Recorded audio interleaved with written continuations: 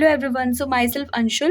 Welcome to my channel Miss Botanophilic, and in today's video I'll be telling you about some advantages and disadvantages of algae. तो आज की video में हम लोग algae के कुछ एडवांटेज और डिसएडवांटेज पढ़ने वाले हैं। तो यहाँ पे मैंने कुछ पॉइंट्स के फॉर्म में यहाँ पे एडवांटेज और डिसएडवांटेज मेंशन किए हैं। अगर आप लोगों को ये वीडियो हेल्पफुल लगती है तो please share it with your friends and do like and share as much as you can. So now without wasting time let's get started. तो सबसे पहले हम लोग फूड के फॉर्म में इसको पढ़ते हैं। तो फूड के फॉर्म में मैंने लिखा है कि they are rich in simple and complex carbohydrate fatty acid like omega 3 omega 6 and they are highly nutritive.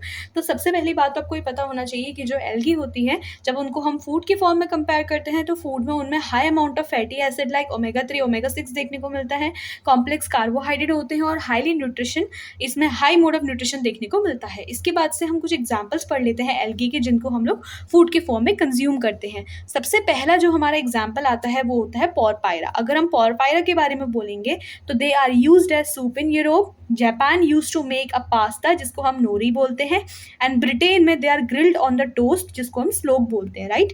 तो ये पोरपायरा के कुछ यूजेस हैं। इसके अलावा क्या होते हैं, they are highly rich in vitamin B, vitamin C, carbohydrate and protein. Second algae जो हम लोग फूड के फॉर्म में कंज्यूम करते हैं वो होती है कॉन्ड्रस क्रिस्पस। तो ये जो कॉन्ड्रस क्रिस्पस होती है it is use in pudding as a gelatinous carbohydrate, इसको हम यूज़ करते हैं, use as stabiliser in beer production. Then third जो एल्गी आती है वो होती है लैमनिया। ये जो लैमनिया है इसको डेलिकेसी के फॉर्म में कंज्यूम किया जाता है मणिपुर में, जिसको ननंगम भी बोलते हैं। लेमिनेरिया सेकेरिन को हम यूज़ करते हैं to make a dish which is refers to as a combo. After this red algae आपने सुना ही होगा, जेलिडियम ग्रेसिलेरिया, ये दो रेड एल्गी होती हैं। तो ये रेड एल्गी से हम क्या प्रिपेयर करते हैं, they are generally use to make the jelly and ice cream. After this we have the chlorella and the spirulina. So the chlorella and the spirulina they both are consumed as the single cell protein, which is a good food used in space flights and the Indian submarines. Next algae that we consume as food is the Nostoc commune. तो Nostoc commune को boil किया जाता है and used as food in China and Java. After this we have the Codium and the Ulva. तो Codium और uvula को consume किया जाता है एज सैलड, एंड मोनोस्टोमा जो एल्गी होती है इसको हम कंज्यूम करते हैं कॉमनली एज फूड, जिसको अनोरी बोलते हैं इन जापान, राइट। तो अनोरी एक डिश होती है जापान में जिसको बनाने के लिए मोनोस्टोमा नाम की एल्गी को यूज़ किया जाता है। तो ये तो हमने पढ़ा एज फूड के फॉर्म में। Now let's talk about fodder. Fodder होता है जो कि हम लोग अपने डोमेस्टिक एनिमल्स को फीड अप करवाते हैं। तो फॉडर के फॉर्म में हम लोग ज़्यादातर सीवीड्स को कंज्यूम करवाते हैं एनिमल्स के through. Seaweeds like Fucus, Laminaria, Ascophyllum and Sargassum are used as fodder. They are used as fodder due to the high vitamin content and other important nutrients, ठीक है। Now we have an industry. तीसरा जो इसका economic importance आता है algae का वो होता है इंडस्ट्री में, कि कैसे हम इसको इंडस्ट्री में यूज़ कर सकते हैं। तो सबसे पहला आता है अगर अगर के फॉर्म में। तो अगर अगर आपको पता ही है कि ये जनरली स्पीसीज जेलिडियम, ग्रेसिलेरिया, कॉन्ड्रस और गिगार्टियाना नाम की जनरली ये सब रेड एल्गीज होती है, इनके थ्रू प्रिपेयर किया जाता है, ठीक है। जो अगार होता है उसको कैसे सेल किया जाता है, उसको या तो पाउडर के फॉर्म में सेल किया जाता है, केक के फॉर्म में, या फिर फ्लेक्स के फॉर्म में उसे सेल किया जाता है। They are used in the production of cheese, pudding, creams and jellies, ठीक है। तो अगर क्या है, इसको हम यूज़ करते हैं for the preparation of pudding, चीज, क्रीम, जेलीज। एक तो हमने पढ़ा कि इसका पाउडर, केक या फिर फ्लेक्स के फॉर्म में सेल किया जाता है, या फिर इन चीज़ों का ये प्रोडक्शन करने में हेल्प करती है, ठीक है। As well as they are used as gelling and thickening agent. या तो हम इसको सूप्स को थिकन करने के लिए यूज़ करते हैं या फिर जेलिंग एजेंट के फॉर्म में यूज़ करते हैं। As well as they are use to preserve and can the meat and the fishes. Meat और फिशेज की केनिंग करने के लिए भी हम लोग अगर नाम की जो एक प्रोडक्ट होता है जो कि इन पर्टिकुलर एल्गी से बनाया जाता है उसको यूज़ कर सकते हैं, ठीक है। कल्चर मीडिया जो होती है, जो कि टिश्यू कल्चर पे हम यूज़ करते हैं, उनके लिए हम एज अ स्टिफनिंग एजेंट ये यूज़ कर सकते हैं। They are also use as a laxative. Laxative कहने का मतलब है कि क्या होता है, कॉन्स्टिपेशन को जो चीज़ क्योर करती है, तो उसकी फॉर्म में हम अगर को यूज़ कर सकते हैं। सेकेंड प्रोडक्ट जो कि हम लोगों को इंडस्ट्रियल लेवल पे एल्गी से प्रिपेयर होकर मिलता है वो होता है carrageenan. Carrageenan is always obtain from cell wall of Chondrus crispus and Gigartina stellata. They are use as a stabilizer in milk product, emulsion stabilizer in paint, use in cosmetic, toothpaste, ice cream and lotion, and they are also use as a clearing agent in alcohol industry. तो ये सब तो use हो जाता है कैराजीन का। तो कैराजीन को हम किससे ऑब्टेन करते हैं, इसको ऑब्टेन करवाते हैं cell wall of Chondrus crispus and Gigartina stellata. Now after this जो थर्ड प्रोडक्ट हम लोग इंडस्ट्रियल लेवल पे एल्गी से ऑब्टेन करवाते हैं वो होता है एल्जिनेट। तो एल्जिनेट होता क्या है, it is a salt of alginic acid obtain from the middle lamella and the primary wall of the brown algae, ठीक है। तो ब्राउन एल्गी की जो मिडिल वॉल हो जाती है, मिडिल लेमेला हो जाती है, और जो प्राइमरी वॉल होती है उनके साथ किसको मिला के एल्जिनिक एसिड को एक्सट्रैक्ट करवा के हमें एल्जिनेट ऑब्टेन करवाते हैं। तो कुछ brown algae like Fucus, Laminaria, Ascophyllum, Macrocystis, कुछ ऐसी एल्गीज होती है जिससे हम लोग एल्जिनेट का ऑब्टेन करवाते हैं, और जनरली ब्राउन एल्गी की सेल वॉल से इनको एक्सट्रैक्ट करवाया जाता है। These are non toxic, hence they are use as a thickener in soup, cream sauce and ink के लिए हम इसको यूज़ करते हैं। किसको? एल्जिनेट को। ये इमल्सिफायर के फॉर्म में यूज़ किया जाता है, specially in ice cream and polishes and as a gelling agent. They are also use to produce the flame proof fabric, help in stop of bleeding. तो इन सब चीज़ों के हम इसको यूज़ करते हैं। एल्गी की इकोनॉमिक इंपॉर्टेंस आती है कि इसको हम लोग मिनरल्स के फॉर्म में यूज़ करते हैं। अब कैसे यूज़ करते हैं कि जो केल्प एशेज होती है, केल्प जनरली हम लोग लैमिनारिया जैसी एल्गी को बोलते हैं, तो ये जो केल्प ऐश होते हैं they are rich in iodine, is use as a source of soda. Similarly जो ब्रोमीन होता है it is obtain from Polysiphonia and Rhodymenia. Seaweeds are rich in cobalt, manganese, iron, zinc, boron, chromium, vanadium and copper. Okay, and Chlorella vulgaris जो होता है इसको हम generally use करते हैं formation of gold deposit in sediment laid down by the river. तो river क्या होते हैं, उसमें कभी कभी गोल्ड के छोटे छोटे डिपॉजिट्स देखने को मिलते हैं। तो ये डिपॉजिट्स कौन कर लेता है? क्लोरेला वल्गैरिस नाम की जो एल्गी होती है उसके पास इतनी कैपेबिलिटी होती है कि वो जो फ्लोइंग रिवर में गोल्ड के छोटे छोटे पार्टिकल्स होते हैं उनको एक्सट्रैक्ट करके ये गोल्ड का डिपॉजिट करने की कैपेबिलिटी रखती है। इसके अलावा ब्रोमीन नाम का जो मिनरल होता है वो हमको पॉलीसिफोनिया या फिर राइडोमेनिया से मिल सकता है, और कुछ सीवीड्स होती हैं जो कि इन पर्टिकुलर मिनरल्स में रिच होती है। Right now after this we have in bio fertiliser. देखो बायो फर्टिलाइजर्स के फॉर्म में हम कैसे यूज कर सकते हैं एल्गी को।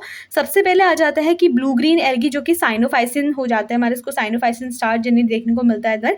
दे are help in nitrogen fixation agent in rice field like Anabaena, Tolypothrix, Olusira, Oscillatoria, Nostoc, and also used as a biological control. After this we have the red and the brown algae. अब red and brown algae क्या होते हैं? They are rich in potassium. इनमें high amount of potassium देखने को मिलता है and they are used as fertilizer. इनको fertilizers के फॉर्म में यूज करते हैं, soil reclamation में हेल्प करते हैं, they increase the fertility of the soil. तो इन सब चीज़ों के लिए हम लोग as a bio fertiliser algae को यूज कर सकते हैं। नाउ एज रेन्यूएबल एनर्जी, देखो रेन्यूएबल एनर्जी के फॉर्म में हम कैसे यूज कर सकते हैं? Hydrogen is source of a renewable fuel as it causes no pollution and form water when it come in contact with oxygen. देखो हाइड्रोजन क्या है? वो रिन्यूएबल फ्यूल है, जैसे ही ये क्या करता है ऑक्सीजन के कॉन्टैक्ट में आता है तो ये वाटर का फॉर्मेशन कर देता है।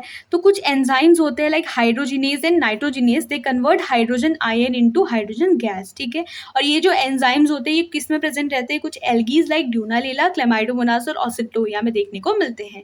After this we have is experimental material. ये सबसे इंपॉर्टेंट इकोनॉमिक इंपॉर्टेंस है एल्गी का कि हम एक्सपेरिमेंटल मटेरियल के फॉर्म में यूज करते हैं लाइक वेल्वोनिया एंड हेलिसिस्टिस। तो मेम्ब्रेन परमेबिलिटी के ऊपर जब एक्सपेरिमेंट्स होते हैं तो वहां पे इनको यूज करते हैं। सिमिलरली एसिटिबुलेरिया और क्लोरेला नाम की एल्गी होती है जहाँ पे एसिटिबुलेरिया को हम यूज करते हैं for research in genetics and cytology and chlorella को हम यूज करते हैं for studying the path of carbon during the process of photosynthesis. अब तो हमने एडवांटेज पढ़ ली, अब हम पढ़ते हैं कुछ डिसएडवांटेज, बिकॉज जब भी इकोनॉमिक इंपॉर्टेंस आती है तो मैं पहले भी बता चुकी हूँ कि वहाँ पे आपको एडवांटेज के साथ डिसएडवांटेज भी मेंशन करने पड़ते हैं। तो सबसे पहला इसका डिसएडवांटेज हो जाता है harmful effect in water supply. So first of all they are responsible for imparting the bad taste and odour to the water. ये वाटर को क्या करते हैं? बेड टेस्ट और ओडोर को प्रोवाइड करवाते हैं due to their decomposition in the tank like for Anabaena and Microcystis. They provide toxic substance that causes nerve and muscle damage.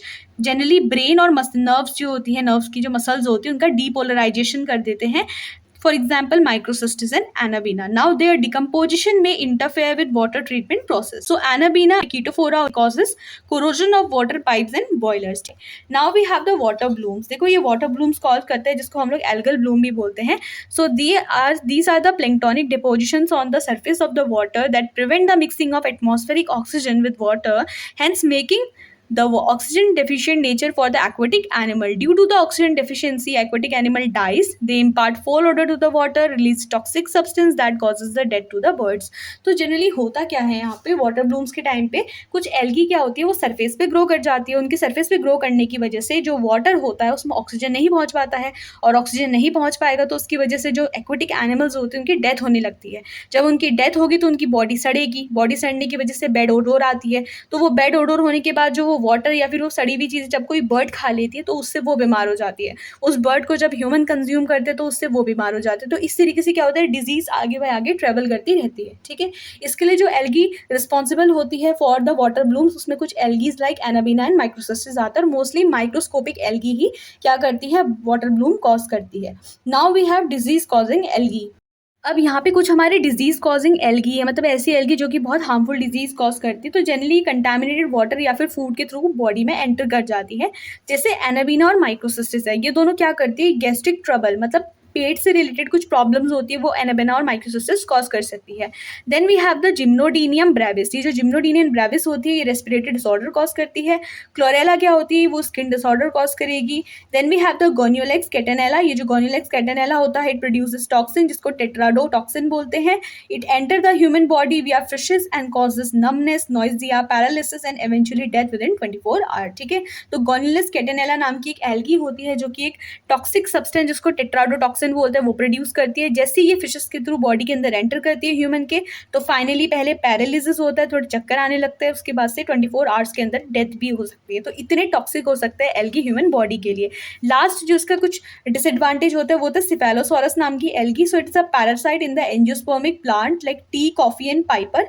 और अगर हम लोग इनको बिना अच्छे से वॉश करे हुए या फिर बिना अच्छे से प्रोडक्शन के इनको कंज्यूम करते तो ये एल्गी हमारी बॉडी में चली जाती है। ठीक है, सिमिलरली एक हमारा सिफेलोसोरस विरिसेंस होता है जो कि red rust of tea cause करती है।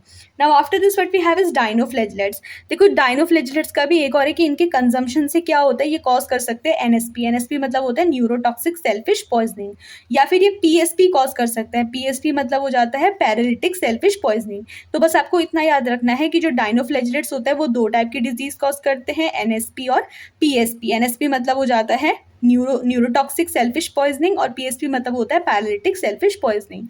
तो ये कुछ डिसएडवांटेज थे एल्गी के। तो अगर आपका एग्जाम में आता है about the economic importance of algae तो वहाँ पे आप लोग कुछ एडवांटेज और डिसएडवांटेज मेंशन कर सकते हो। ठीक है, तो अगर आपको इस वीडियो से हेल्प मिलती है तो please share it with your friends and like and share as much as you can. So thank you.